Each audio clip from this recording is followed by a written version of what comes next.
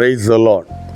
கர்த்தருடைய நாம் இந்த காலவெளியில் மகிமைப்படுவதை நாம் இணைந்து ஆண்டவருடைய சமூகத்தில் வர தந்த இந்த நல்ல நேரத்துக்காய் ஆண்டவருக்கு நன்றி செலுத்துகிறோம். இந்த நாளிலும் ஏசாயா தீர்க்கதரிசியின் புஸ்தகம் 58:11. கர்த்தர் நித்தம் உன்னை நடத்தி மகா வறட்சியான காலங்களில் உன் ஆத்மாவை திருப்தியாக்குகிறார். கர்த்தர் நித்தமும் உன்னை நடத்தி மகா வறட்சியான காலங்கள், டெய்லி தேவன் நம்மை நடத்துகிறார், அன்றென்று உணவை தந்து போஷிக்கிறார். அந்த நேரங்களிலும் சாதாரணமாய் வருகிற உலகத்தில் வருகிற வறட்சி வரும்போதும் உன் ஆத்மாவை தேவன் அதில் என்ன செய்கிறாராம்? திருப்தியாக்குகிறார். Praise the Lord. மகா வறட்சியான காலங்களில் ஆத்மாவில் ஒரு திருப்தி. மற்றவர்களுக்கு வறட்சி, வறுமை, விளைச்சலில் 100 மேனிக்கு பதிலாய் 50, 25, 30 என்று வரலாம். ஆனால் உன் ஆத்மாவில் ஒரு திருப்தியை தருவார். கொஞ்சமானாலும் போஷித்தாலும் அன்றென்று உள்ளவை. என தேவன் நடத்தும் போது, வனாந்தரத்தில் நடத்தின போது கூட தண்ணீரை அந்தந்த இடங்களில் கொடுத்தார், பேரீச்ச மரங்களை அந்தந்த இடத்தில் கொடுத்தார், காடுகளை கொடுத்தார், மன்னாவை கொடுத்தார், போஷித்தார். வறண்ட சூழ்நிலை தான் மற்றவர்களுக்கு வனாந்திரம், தெய்வ ஜனங்களுக்கு அன்றென்றுள்ள அப்பம் கிடைத்தது போல மற்றவர்களுக்கு வலது பக்கம் இடது பக்கம் வயல் விளைச்சலில் அற்று போகிறான்.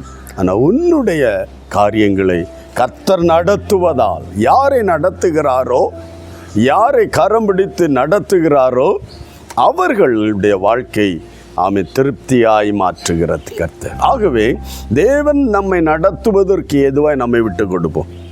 கர்த்தர் நம்மை நடத்தட்டும், அவர் வழியில் நடத்தட்டும். ரைட்டில் திரும்பணுமா, லெஃப்ட் திரும்பணுமா, கர்த்தர் சொல்லும்போது அவர் வழியில் நடத்தப்படும்போது அவர் நீர் ஊற்றண்டையில் நடத்துவார், நல்ல மேய்ச்சலில் நடத்துவார். கர்த்தருக்கு தெரியும் இந்த 2 நாளுக்கு ஃபுட்டு தான் இதில் இருக்குது, அதன் பின்பு என் பிள்ளைகளுக்கு உணவுக்கு உரிய வழி திறக்கணும், நாளே தினம் அந்த நாளுக்குரியதை கவலைப்படும் என்று சொன்னதுன்ற ரகசியமே அதுதான். அன்றென்றுள்ள உணவை தந்து நம்முடைய ஆத்மாவை திருப்திப்படுத்துகிறார். இது எவ்வளவு பெரிய ஒரு ஆசீர்வாதம்! கோடிகளிலிருந்து திருப்தி இல்லாதபடி அழிந்து கொண்டிருக்கிற ஜனத்தின் நடுவில் அன்றென்றுள்ள காரியங்களை நேர்த்தியாய் நமக்கு தந்து நம்ம ஆத்மாவில் திருப்தி தருகிற ஒரு தேவன் எவ்வளவு பெரிய ஒரு பாக்கியம், சிலாக்கியம்!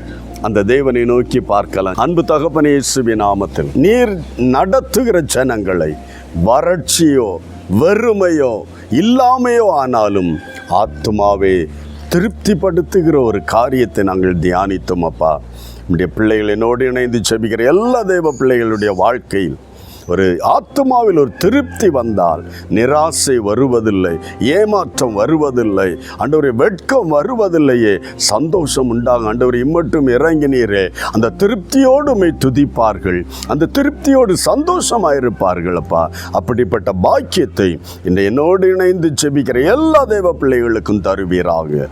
இயேசு கிறிஸ்துவின் பரிசுத்த நாமத்தில் ஒப்பு கொடுத்து ஜெபிக்கிறோம். கர்த்தர் அப்படி செய்யப்படுறதுக்காய் நன்றி. இயேசுவின் நாமத்தில் பிதாவே, ஆமேன், ஆமேன். மகா வறட்சியிலும் கர்த்தர் நம்மை நடத்தி நம்மை திருப்திப்படுத்த வல்லவர். God bless you. Praise the Lord.